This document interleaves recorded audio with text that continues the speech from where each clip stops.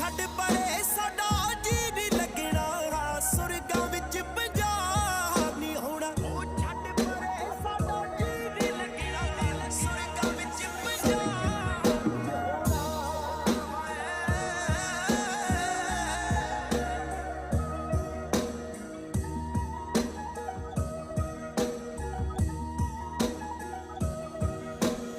ਉਹ ਸੰਗਤ ਪੰਗਤ ਲੰਗਰ